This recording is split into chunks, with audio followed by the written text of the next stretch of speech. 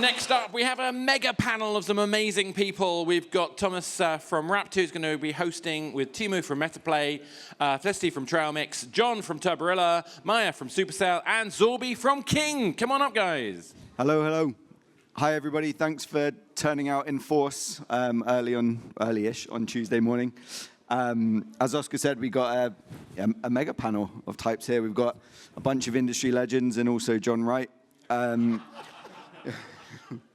And we're going to be talking about how the indies. we're going to be talking about how established games can make live ops, a growth lever rather than a maintenance cost.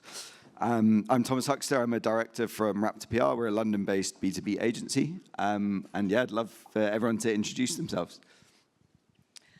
I'm Felicity Gracie-Herst of Trailmix, GM of our lovely, delightful narrative merge game, Love and Pies. Hi, I'm Maya. I'm the GM for Haila. I want to say thank you, everybody, for waking up so early to hear John talk. Thank you. Hi, everyone. My name is Zorbey. I'm a product lead for Candy Crush. Apparently, I'm John Wright. Apparently. I'm CEO of Turborilla. We're an action sports casual games developer from Sweden. We've done 250 million installs globally, which is what Maya does in about 2 days. Hi everybody, also Teemu, co-founder, chief product officer at Metaplay, backend platform, working with companies like Supercell, Trailmix, so on, and welcome to our panel where we roast John Wright. There is a theme today, there is a theme. It's his birthday. No, don't tell me with that. Cool, thank you, everybody. So I think it's important, I guess, to start by acknowledging, everybody knows that launching new games right now is quite possibly the most challenging thing to do. And the charts are often dominated by titles that have been around for a long time. But actually, that's not an accident. A lot of work and a lot of strategy and a lot of passion goes into making that happen. That said, I imagine every game, even very successful, long-standing, decade-old games, do hit parts where they look like they may have stopped growing or temporarily stopped growing. So I'd love to hear an example from each of you, perhaps, of a time you felt we have hit a bit of a kind of potential ceiling, and how do we blast past that? How do we make sure it's just a plateau rather than the sort of peak? And yeah, anybody can grab that, run with it. Okay, we practiced this. No, so I guess my answer when kind of like you sometimes get the question a bit ahead and you start thinking about it. No. No, never. So my first instinct was what ceiling, and I guess that for me a ceiling means when you see your game starting to go down. So when the metrics are not going positive and things are not working as you planned them and as you thought, that's when things need to change. Because that's where either you stop believing in what you're doing, and that's the worst thing I think that can happen to a game you're working on. If you don't think it's going to be successful, your players are definitely not going to think it's going to be successful. So I guess it's not that ceiling, it's that bump you hit, and then you need to recalibrate so you can keep on growing. Yeah, I think, especially with older games, like my game's at a different scale, but, you're not always going up and to the right, especially at year 5, year 10, you're maybe not always investing for scale. You will have, these ups and downs. So I think less, for us, like, it's more looking at friction points, and we did have one actually last year in Love and Pies where, it was actually our economy that was limiting the growth of the game. And I know this is a panel about live ops, so actually that is how we discovered that we had this limitation, was that the live ops stopped working, that they stopped moving the needle, and we knew we had to change something. Yeah, we're also sitting in a quite privileged position, Candy being more than a decade old. These ceilings, as I would consider them milestones for the game, basically. We see them in the data. The lagging data shows you the diminishing returns. As you're adding new things into the game, it's getting less and less impactful. The language within the team changes from adding and building new things to just growing.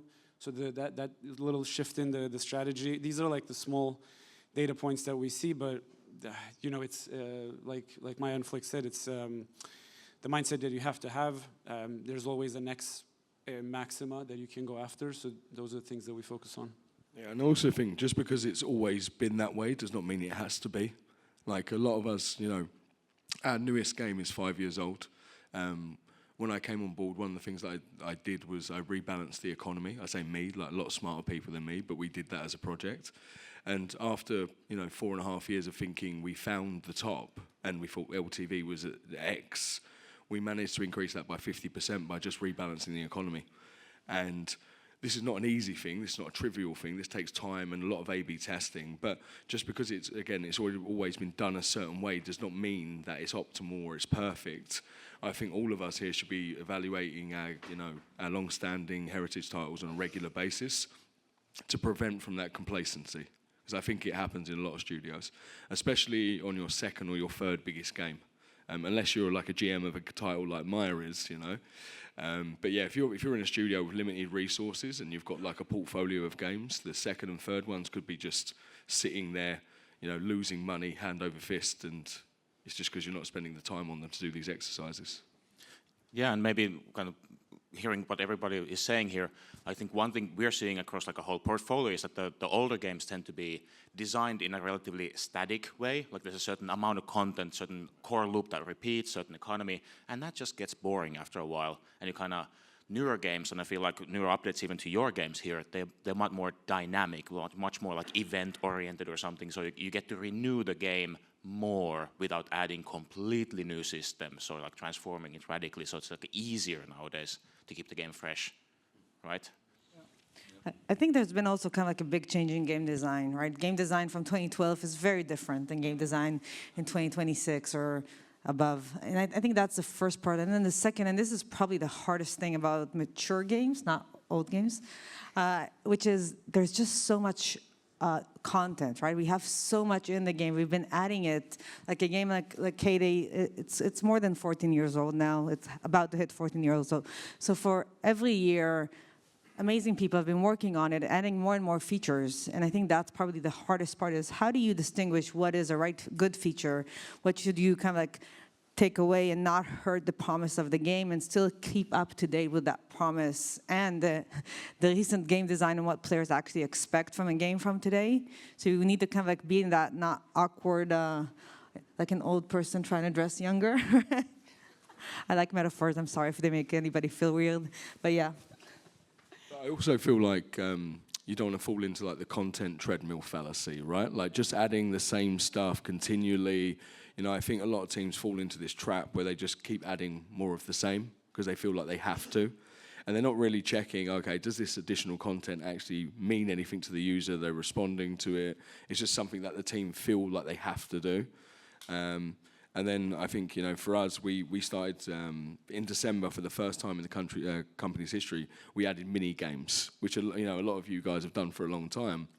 But for us, it was just like, it was never on the roadmap, you know, adding in these mini, like, bespoke, different core loops, you know, where people can play on a daily basis on a limited scale, so like 1 to 3 times per day.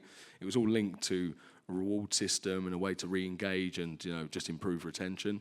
And the impact was pretty meaningful, you know, like double digits improvements across most of the metrics around session length and such. And like I said, just because it's never been done does not mean you can't do it, so. Actually, when I had yesterday night, 2 a.m. What happened Somebody last was night, actually literally saying that the way they broke through the ceiling, the perceived ceiling in their game, was that they stopped the production for months, completely just like killed the roadmap, so that they had time to actually make better decisions instead of being just super busy. That they, like they were just like spinning their wheels in the existing content. So it's funny that can happen, yeah. So I think it's, you know, a plateau in a way is a bit of a privilege because it means that you have had, you know, growth to reach that point. And from what I'm hearing, obviously there are lots of different levers to potentially pull, whether it's tech, whether it's the game economy, whether it's content. Once you've kind of identified, I guess, the planned strategy to kind of blast past that plateau, you know, what is there to think about in terms of, as Maya said, kind of ensuring that you stay true, I guess, to the promise and the identity of the game and the established player base that you already have in order to kind of continue growing authentically? Change is hard, right? And I think all this discussion around content, the word that comes to mind, I don't know if you guys know this word, enshittification. Like, Yeah, no, you repeat that. Repeat that. yeah, if you because this is something that we're constantly adding content, particularly in these older legacy titles, and you sometimes have to take things away as well, and that is very difficult to do without breaking the trust of players. I talked about Love and Pies revamping our economy last year. Like, that is one of the hardest changes that you can make, I think, in a legacy game, and very risky. There are lots of ways to do it without changing the economy, as I'm sure you've also been through, John, as you referenced, like, add a new currency. But we went hard in actually changing our economy to the fundamental systems, and we had to do it, with aggressive iteration, but also like full transparency, like very tight feedback loops, talking to players. They were not happy at first, and so we worked with them through it.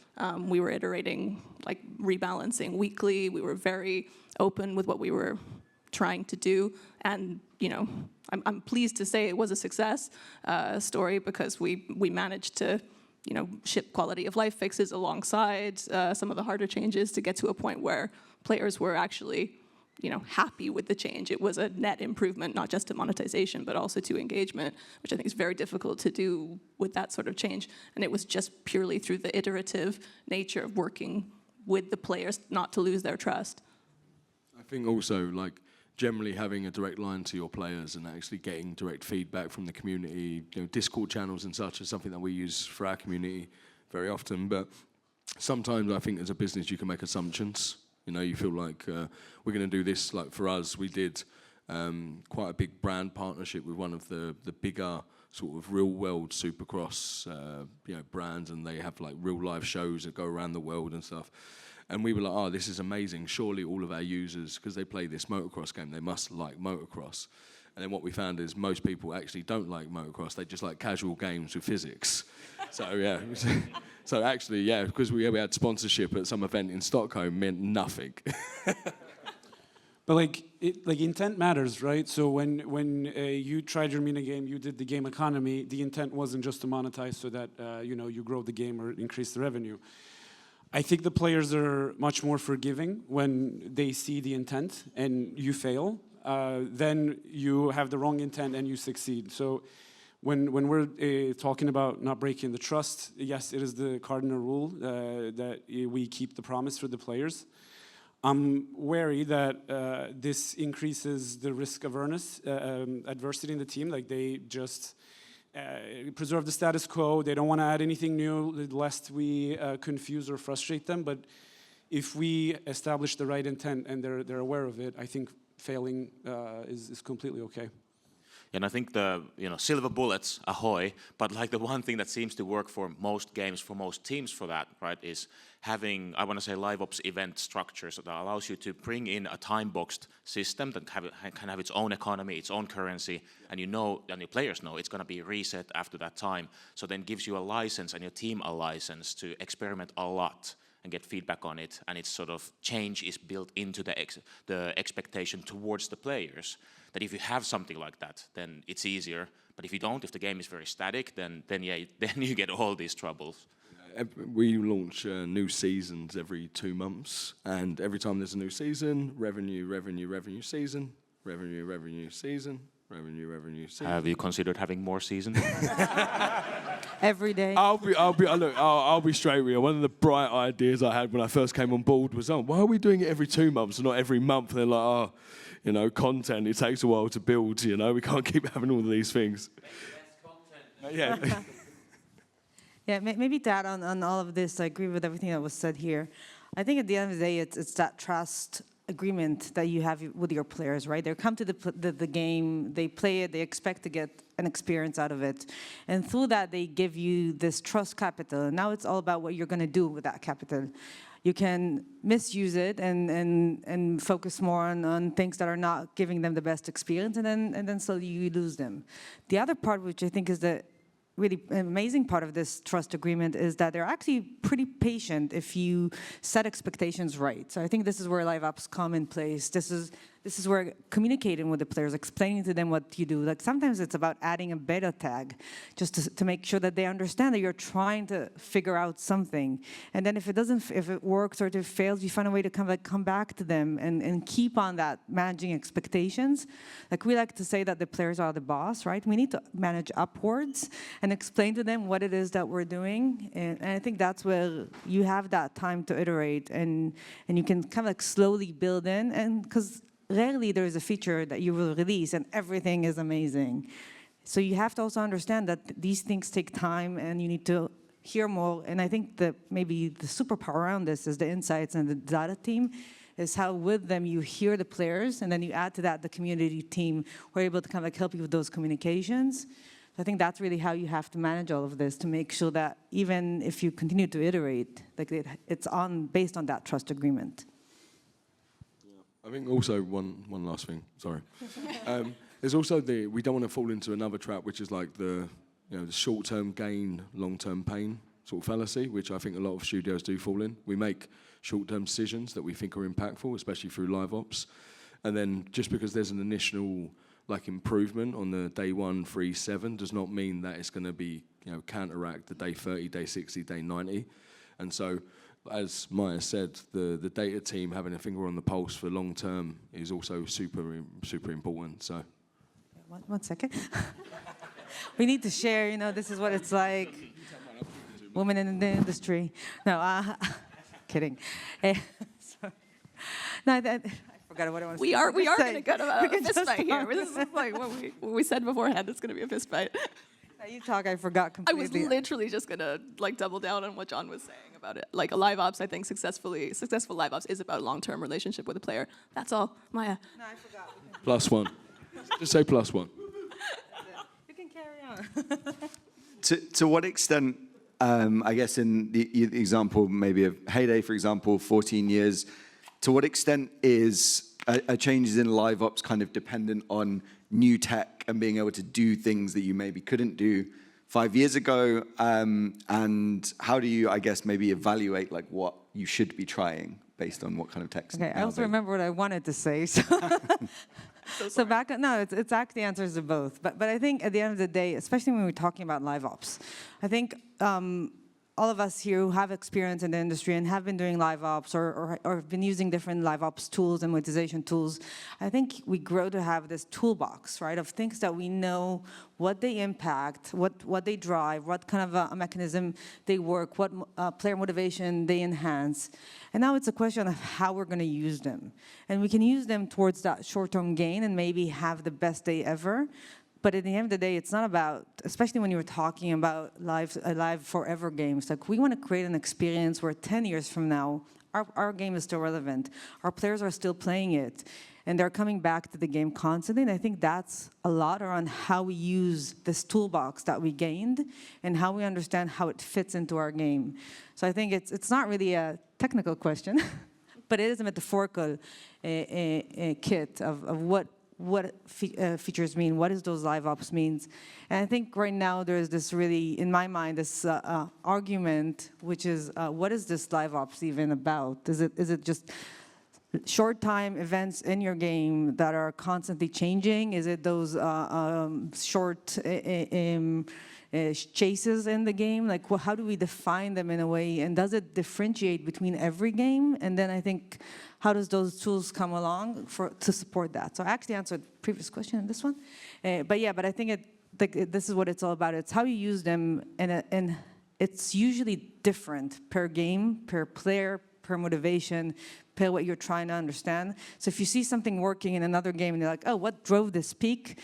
Try to not understand what is that feature, but actually what's behind the scenes and what drove the players to engage with it more, and then think how you take that into your game and kind of like enhance on that experience if it fits with your promise. Like, don't try to force something that doesn't because you said that this is amazing in another game and somebody told you, like, this is the best feature ever, you have to go on and do this. So, Yeah, very, very rarely that works. The only time I've seen it work is like mini games where it's just like one-to-one, but what you gotta focus on is the player psychology instead of the game mechanic, because that's when you really move the needle for your own player base.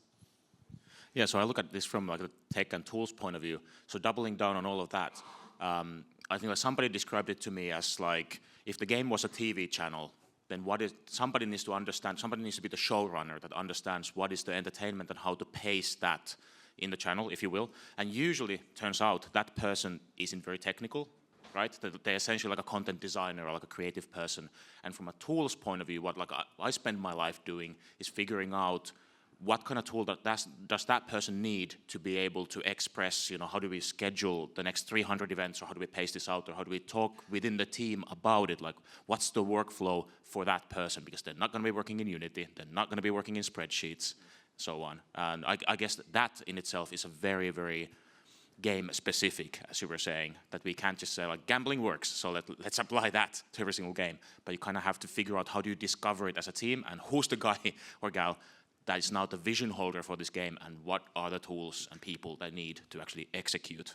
Get out of the way.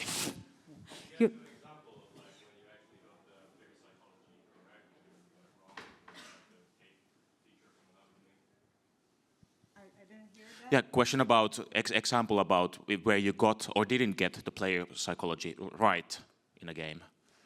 Pass. I'll in just a few minutes. Any pass, any battle pass, any farm pass. I think that's exactly, like, I didn't pass the question. Yeah. I generally thought you did. I was like, wow, this is the most Maya thing ever. Wow. I was going to start waffling. No. I think a pass is very interesting. It works, like we tend to think, or early days we thought it's going to work around on that kind of like motivation for pay, like you want to get those resources out, the things that we give you throughout the pass. There's a lot of engagement in it. There's a lot of completion in it. There's a lot of kind of like getting to the end. I think the pass is one. I think it worked in a lot of games. If you don't have a pass in your game, think why. I think it gives that framework about, like, for a time that you believe that is the right time to play for a certain period amount that has a start and an end, and it enables you to frame that. So I think that's a really good example about a feature that when you understand why players like it and you understand how to implement it, when it's more than just a monetization tool, but actually an engagement tool and kind of like a journey, a shorter journey in your game, I think if that's a really kind of like strong thing to focus on. Yeah, I think for us, we actually have battle passes in most of our games. The thing I would say is having like one level or two levels, I think is acceptable. We added a third level, like in terms of a more expensive package. And we were under the understanding that we thought, because of the additional value, you know, that we added a particular game mode that only you get in the top, you know, ranking one, the highest value one. And in actual fact, what we ended up doing is not understanding our, you know, user behaviors, and we believe because of the additional game mode that it would be enough to get people to convert, and actually adding that additional battle pass added no value, and that was a time where we just got it wrong because we were going for depth, and so, you know, you don't overcomplicate it too much. You were going for price depth. I'm all about that money, Maya. All about that money. I think I can give an example also of getting it wrong. To also tie it back to what Zorbey said earlier about intent and high intent live ops. I think everyone knows the model of Gossip Harbor and like 100 events a month, and, you know, particularly relevant in the merge genre. I think we tried to go after like wide variety in our live ops earlier last year and overlapping events, and we were not getting the impact from those until we started thinking very intentionally about how each event served the user progression. You know, I could talk about the success story that we got on the end of that, but I don't know if that's going to jump onto your next question. But no, I mean, the next question actually, or the next kind of topic was to continue, I guess, with the toolbox analogy is kind of what are things that you have found really work, and then also what have you thought was going to be brilliant and you've ended up chucking out of your toolbox and saying, no, we're not, you know, that didn't work for us at this time or this title. Yeah, so I can say like just chasing did not work, but focusing on explicitly what our users wanted and what role that played in the kind of the live ops harness for the core, we ended up stripping back and removing some events. We removed an older collection feature as well, and we launched a new timed collection feature at the end of last year that was very in tune with what our players want. We know in Love and Pies, they're more about the delightful art and the story, so instead of doing, you know, your classic AI-generated content, we started working with like independent illustrators for each season to have very different, you know, sticker collections. You know, we added on top of that a daily accelerator event, you know, using not Metaplay, sadly, because we are an older stack and we don't, you know, currently have the scope to migrate. Although I think Metaplay has some very similar awesome tools, but we're using a third-party tool called Quinoa to serve some fast daily accelerators and saw, you know, plus 20% net rev uplift from just the combination of those two additional events. I also think that something we don't talk about a lot of these sort of things is the third-party tool providers. A little bit of shilling for Metaplay over here, but no, I think, you know, especially for a small studio, we do not have the internal capabilities to develop tech. Like all of my developers are focusing on developing the games. And obviously, if you're a much bigger studio and you have more resources, you have an internal team that's building this stuff. But I think, again, a lot of times small teams, they try and do it themselves. They overcomplicate things. They take away from what they should be focusing on, which is improvements of the game. And this is ultimately one of the reasons why I'm here at PGC, is to meet with providers and understand how we can improve our games without having to spend needless time on doing what we're not good at. Because ultimately, at the end of the day, we know how to build games. What do I know about building a live ops SaaS technology? You know? Yeah, and actually, thank you for the kind words. Also, I agree, by the way. But Really? Shock. I was thinking about the question about like when it goes wrong and so on. And there was a time when, for example, like everything goes in trends. And as the chief enshittification officer, right? Like my job is to go to a conference, come back and be like, guys, I read Miska's blog and they said leaderboards are like the newest thing. So guys, let's add leaderboards. By the way, I met with Metaplay guys and we should add their leaderboard into our game. And like it doesn't just fit at all. So like the real question, not that this ever happened. So the real question is always like, let's say, is a competitive career mode, right? Like, do we want to have like long-term competitive goals in the game? And if so, how would we structure it in our game? And if so, is that even a generic thing that we need a tool for? Maybe, maybe not. As in, let's talk about it.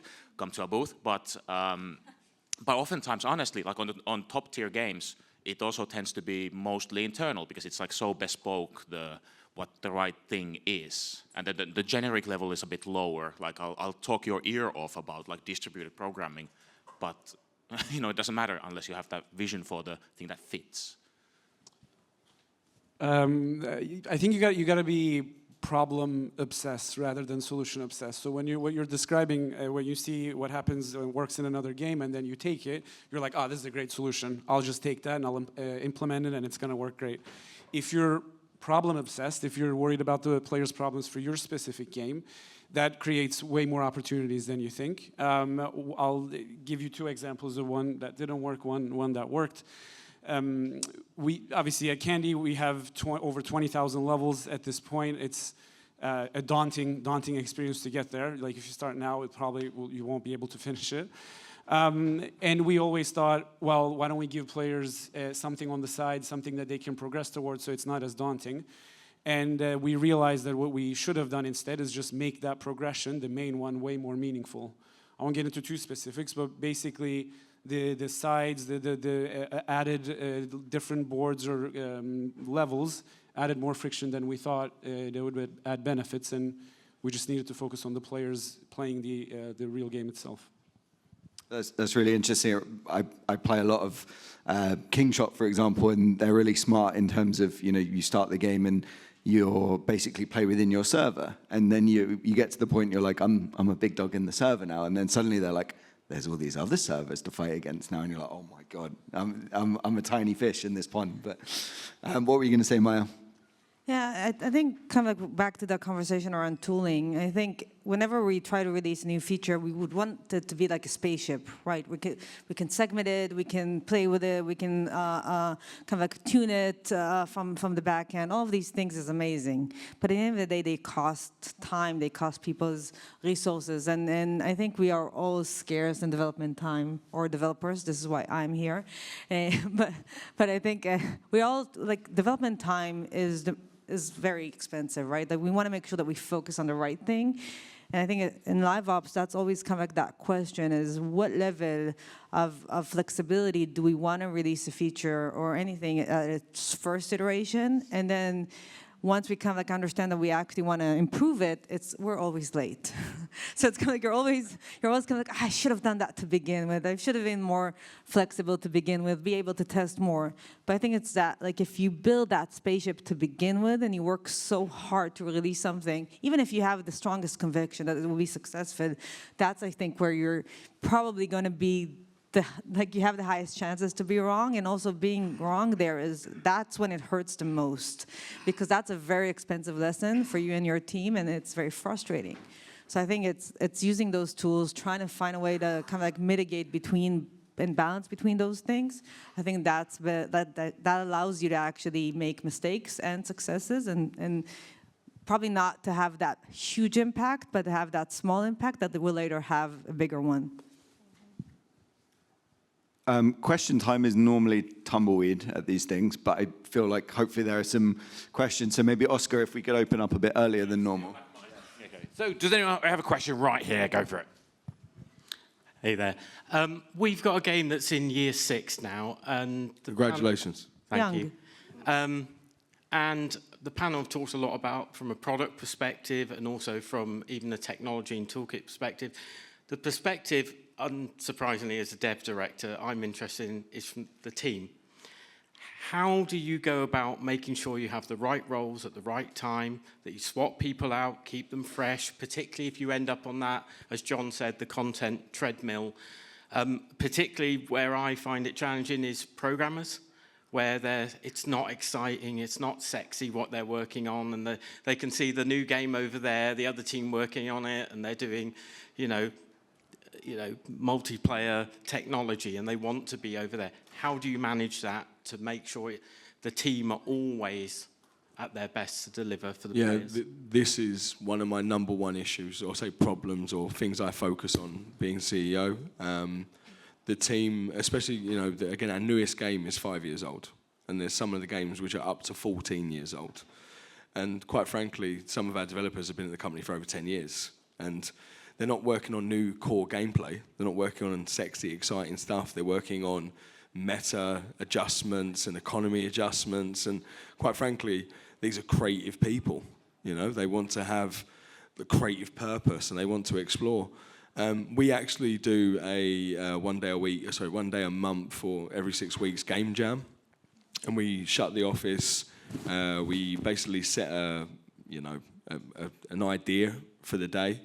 And we get the guys to develop something within the 8-hour window, and then we have pizza and we have drinks and we have a rating and a competition at the end, and there's always a little prize. Because quite frankly, we don't have a new game in the works right now to put them on, but we still need them to be able to be somewhat creative and do something different.